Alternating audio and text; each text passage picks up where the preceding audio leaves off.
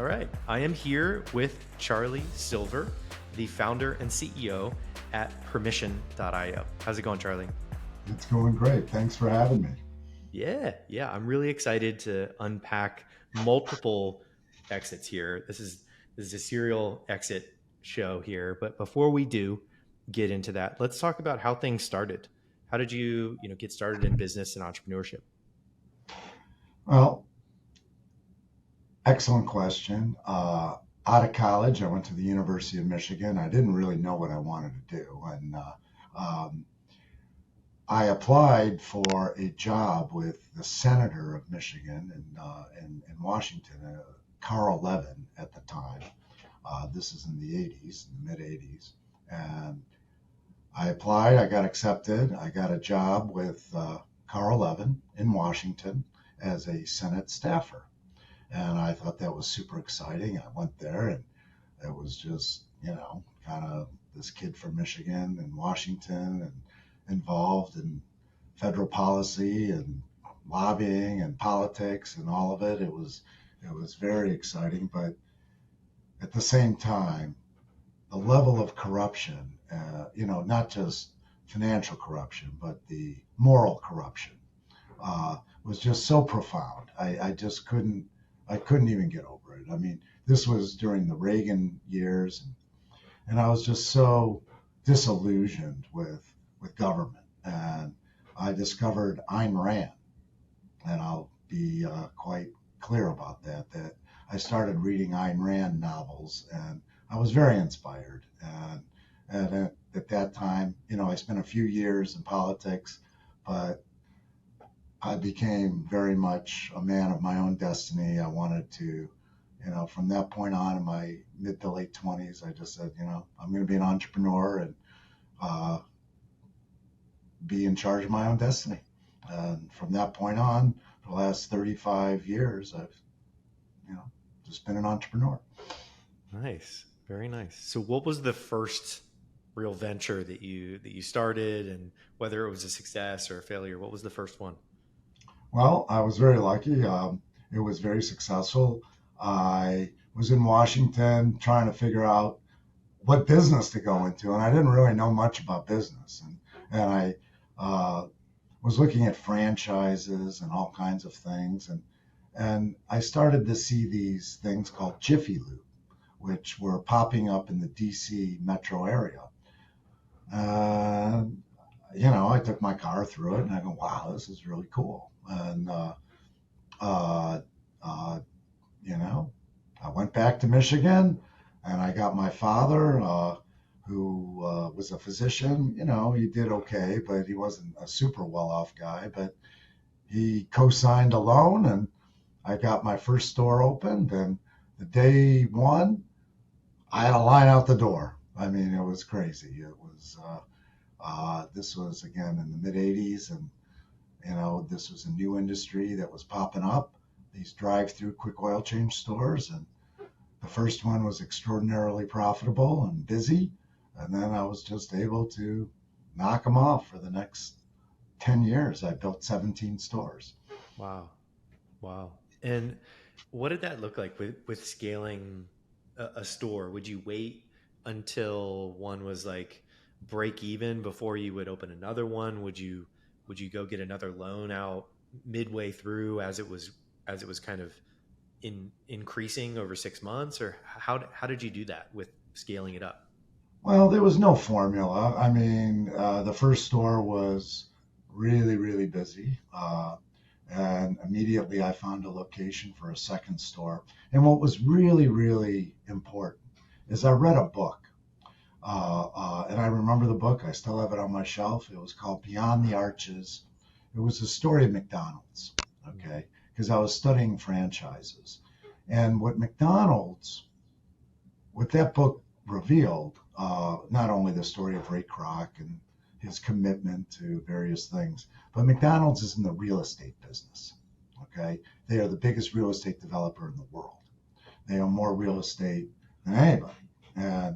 And I saw the oil change business in the exact same context, that you buy high traffic corners, you build a structure, and that the operations pay for the real estate. And this became abundantly clear. And, uh, um, and so I was able to find a real estate financier who specialized in, helping developers fund their real estate projects, and he got behind me. So I was able to identify sites, get them financed and built, with the Nice. backing of a real estate finance guy. Very cool. Very cool. Clever. Clever. I remember that clip in the movie The Founder about the McDonald's story with Ray Kroc, and I think it's like BJ Novak is one of the actors in there, and he says like, "Mr. Kroc, if you're not making money hand over fist, you're doing this wrong at McDonald's. You're in the real estate business." And I remember that line specifically because it was so powerful, and it makes perfect sense. Like they have so much real estate, and the operators are the ones that are making rent effectively on the property. And ultimately, after I sold the business to Jiffy Lube successfully, I owned a lot of real estate, and that was Mhm. they became my tenant, and we actually sold off locations to their franchisees over time. So, uh, Cool, cool. So you when you sold it, you sold the structures and the business, not the dirt correct, underneath. Very right. cool. I like that. And I So ended up selling all the real estate over the next 15 years, but which I kind of regret, but it doesn't matter. Uh, yeah, yeah, it on to the seemed like a good deal at the time. for sure. But it helped you get into the next Exactly. chapter. And it enabled my move to California, and right, exactly. So it was a good thing. It was all positive. Very cool. So you exit that business to Jiffy Lube, which was the original inspiration for it, which is a cool like full circle. Was that the intention from day one? Did you kind of have that in mind that you were going to sell to them? No, no, not at all. I mean, I again, I was very motivated to grow the business for about 10 years, and then I got kind of bored of it. And then it was like, I wasn't as motivated, to do it. It wasn't inspiring to me. I mean, for Yeah. 10 years, it was inspiring, but then I kind of lost my motivation. And I said, you know what, it's time to sell. Yeah. Well, let's jump onto the next one. So you start another company. Let's talk about that. What was that founding story like? Well, it's interesting. I mentioned the fellow that was the real estate financier. He's passed away. His name was Marty Rom. He, uh, he was best friends with a professor at the University of Chicago Medical School, a guy named Mike Roizen, who, this is in the early 90s, was developing these health risk appraisals that can run on a laptop, these computerized health risk appraisals. And, it would ask all these kinds of questionnaires and have decision trees. And they were really analytics tools for doctors. Okay.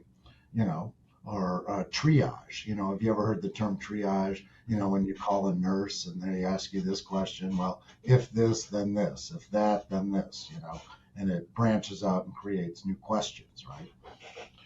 So he was building all these triage tools, and I met this guy, and Marty, who was my financier, said, you ought to look at this and help him think about a business. And this was in the early 90s, mid 94 ish.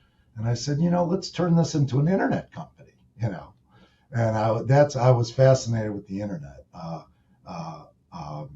when in the early days, in the early 90s, and I very much wanted to be in the internet business. And that's when I kind of lost interest in the bricks and mortar, services business, and wanted to get in the information internet world. So uh, that was the founding of RealAge.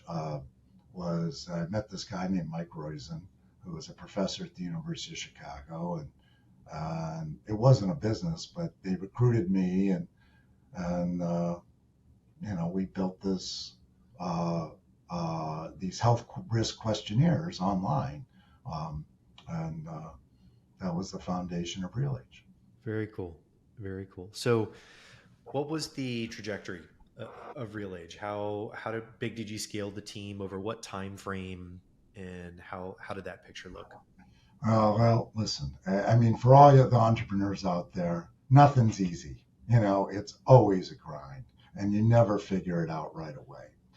We actually, I think, incorporated the company in 94 or 5, and it took 3 or 4 years of just thinking it through and building a team and raising money and just to get our first product off the ground. And we called the first product RealAge, which was an overall health risk assessment that communicated your well-being in terms of this concept of real age, meaning how old you are biologically versus chronologically, right? You could be 40 years old chronologically, but you smoke and you don't exercise. You're 55. Your real age is real age, 55. And the inverse is, you're really healthy. You could be 15 years younger, biologically. So we got that out, and just scaling that thing was just crazily difficult. I mean, it was this massive data collection tool that had to do calculations online, and it was not an easy thing to do in the 90s. Trust me.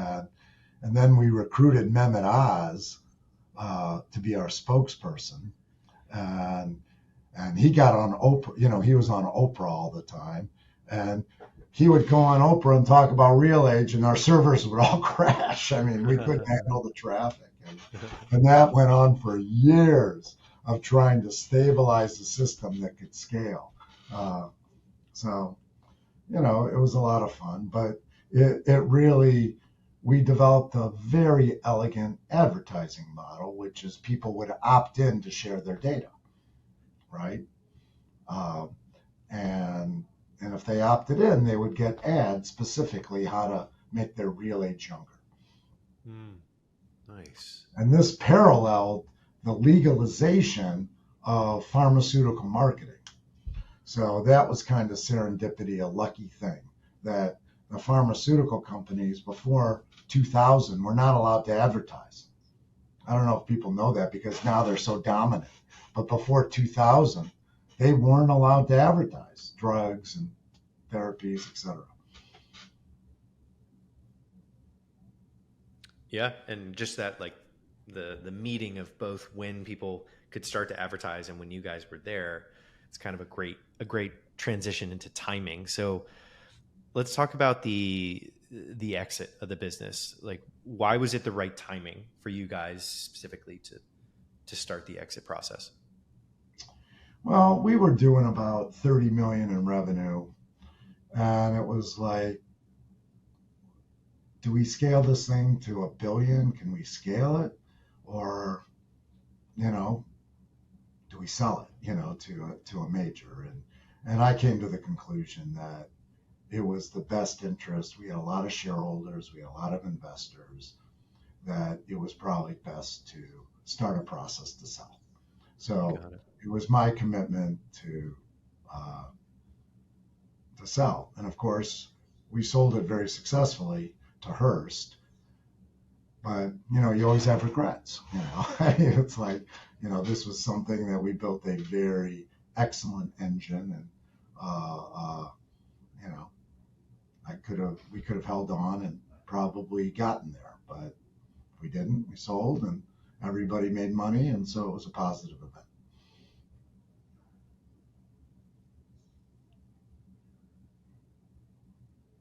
Very nice. Very nice. So let's talk about how that conversation started with Hearst. Did they approach you? Did you hire a banker? What did that look like? Now we hired a banker. Uh, we hired UBS. At the time, was a very successful investment banker. We ran a process. Uh, they ran a very professional process where they put a book together. They sent it out to 50 potential prospects. Those prospects would indicate interest in a certain range. So 50 prospects get down to 15. And then of those 15, how many would like to come and meet with the management team? So that comes down to, 7 or 8, so they had a very professionally run process. Nice. Nice. And what did that time frame look like? Was it 6 months? Was it a year? How long did that take? Well, it was probably a year from the point of not 10 months maybe of hiring UBS to conclusion, at Got it. least yeah, 10 months, I think. Got it. And how big was the team at that time when you went through the acquisition? Our staff was about 85 people. 85. Cool. And when it came to, like, everybody has a different story as to valuation and things like that, but for you, when you were in these negotiations the with the banker and with the acquiring company, how did you derive it? Like, how was it? Trailing 12 months? Were you, going heavily on the story, pitching it into a specific business? What was your format there? Well, we had good numbers, and Yeah. unfortunately, we sold as a multiple of earnings, Hmm. and not, the valuations today are just crazy as a multiple of sales versus a multiple of earnings. So we were a very profitable company, and we sold as a multiple of earnings, and uh, in the future growth projections. Hmm. So it was a numbers driven transaction, Yeah. very much by the numbers. And, a question that comes up a lot, and I think most people are probably wondering this, is how to prepare for something like this. I mean, with UBS, that's a very large organization. So, did they help you with a lot of the preparation, and what tips could you give people out there that are listening in terms of preparing a business? Well, if you can attract the interest of a professional banker, no question, do it. You know, there is no they have a certain skill set and a process that most companies aren't going to possess. So if you're probably north of, well, today it's probably $250 million valuation, I would very much recommend a banker. Yeah. Now, there are smaller bankers that work, for small, mid cap, smaller cap companies, but there's no question brokers serve a purpose. And Mhm. if you can get a good one, they earn their fees. Nice. Nice. So, Very, you know, the acquisition happens, everything goes through, Hearst acquires the company. What happens next? interesting story. I became an employee, everybody became an employee of Hearst, and now they're the boss, right? And and Hearst is an enormous company, enormous. It's private, so people don't really understand how big it is. But I think it's the largest private media company in the world. And but they're not just in media; they're in real estate. I mean, they're in dozens and dozens of businesses. We became this little cog in a wheel in a big corporation, and the CEO and the CEO named Victor Ganzi, and the president of Hearst Magazines, a famous woman named Kathy Black, were both left the company, and that's who bought us. They both left the company within 5 months of acquiring us. Whoa. So we became this orphan very quickly. Like, why did we buy RealAge? What's going on here? How does this fit into our strategy? So I spent most of my time pitching corporate executives about what we do and how we fit. And so it was just but I think a very difficult story, but I think it's a very common one when an entrepreneurial company gets acquired by a very large corporation. Yeah. Yeah. And it's a bit of a shell shock for a lot of people, even the team, everybody, just because you're going from being able to pull the trigger and make decisions the same day to doing something to months, if not a year, to make a decision. And that's sort of the benefit of startups, is that you can move a smaller ship faster, whereas moving the Titanic or a large boat takes a lot longer to turn. So I think there's pluses and minuses to it. So how long did you stay at Hearst, given you're bumping in bumping into people? Was it long? How long? Well, I had a 2 year contract, but I was out in a year, Yep. in 1 year. Yep. The opportunity cost is pretty great. Yeah, it just was not working out, and me and the other management team all left within a year. Hmm. Makes sense. So what did you do next? I know you started another venture, but how soon after did you start up? Well, I became investing in a bunch of ventures, and I took over a tech company called Algebraics, which is the precursor to the company I'm running now called Permission. So, and I also was a founder of a financial services company, ETF company called Reality Shares.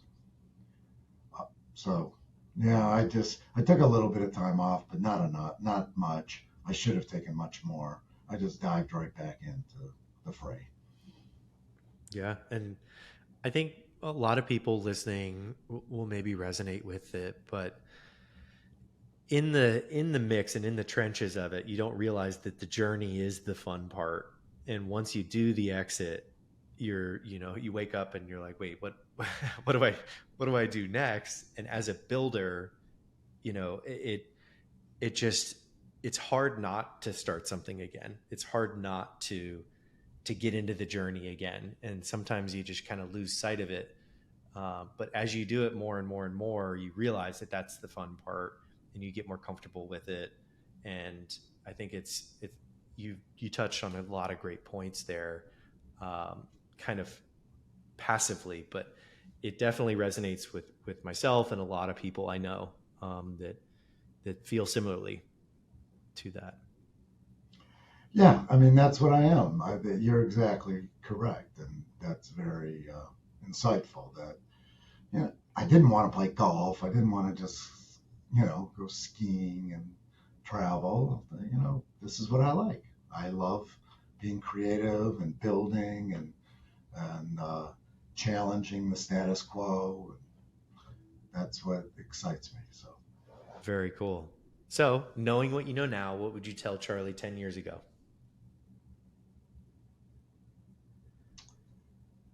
well, I would have be more conscious of risk. I was very successful in 2 exits, and I was very young. I was in my 40s, and having already 2 exits. And I would have been much more cautious and been much more conscious that it's not easy, that doing this is not automatic, that there's a lot more risk involved. Um, just because you were successful twice has no guarantee on it, in the future. Hmm. And just not, and being conscious of risk. And because I just dived right back in and put all my money and all my assets into new businesses, thinking that it was an automatic. Not automatic, but just that, you know, that I would continue to have the same pattern. I believe I will, but it's hard. It takes, you just got to remind yourself these businesses, it's a lot of grit and determination, and it takes a decade to make happen. It does not happen in a few years. It always takes a decade or more. Yeah. Yeah. I mean, as I was listening to you, it's basically describing like natural conviction. Like literally, you're just the nature of how you would approach it was, I'm going to take all my eggs and put it here again in a new venture. And that's true conviction, to be able to say like, all right, I believe in myself enough that I'm just going to execute and do this. And I think that that's like an unfiltered version of conviction, which is cool. I think it's very cool, to highlight that. Well, yeah. So that's the advice I'd give myself. You know, uh, but I'm not unhappy. I'm happy. I mean, I have no regrets about anything. I just, yeah.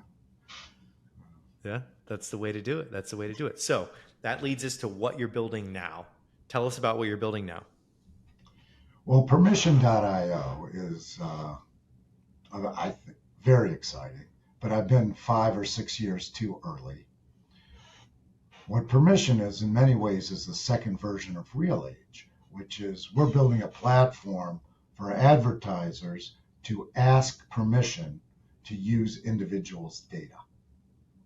Okay, the world is the internet is moving to a privacy-centric world where users own and control their data. There's something that started 5, 6 years ago called the Global Data Protection Regulations, GDPR, which are very heavily enforced in Europe, a little less in Asia, and a lot less in the US. But what the US is adopting these things. The California Privacy Rights Act has recently been is being enforced, which essentially says users or individuals need to know where their data is going and have the ability to give consent or not consent to use it. It hasn't fully developed yet in the US. So that's what we are building is a platform where an advertiser or brand can offer a digital asset, a token that we've created, ASK, in order for an individual to share their data. So that's what we're building. And I've been working on it for 5, 6 years, and we were early, but I think the timing is getting really good right now. Mm-hmm. Very nice. And where can people go learn more? Permission.io. Go to permission.io, set up an account, set up a profile, and you can start earning crypto or digital asset. I like to use the term digital asset. Uh, Ticker ASK, which is traded on many exchanges. You can earn it just by opening an account and be willing to opt into advertisers to share your data. So now individuals are getting a cut of the value that Facebook, Google, Amazon, Apple, Meta, you know, their $1 trillion market caps are all based on your and my data. And we don't get a cut. So Yeah. we're building this platform for individuals to participate in the value of their data. Very cool. And this is very much in the thread of Web3, where Web 1 was, read only, and then Web 2 was, write, create, and then Web 3 being own, like owning your data and ownership to the user. So it's a beautiful example of ownership of the individual. So that is all the questions I have for you, Charlie. Wherever you guys are listening on iTunes or Spotify, the links that Charlie mentioned will be in the show notes. But thank you so much for coming on and sharing your story. Steve, it was a pleasure. Thanks for having me.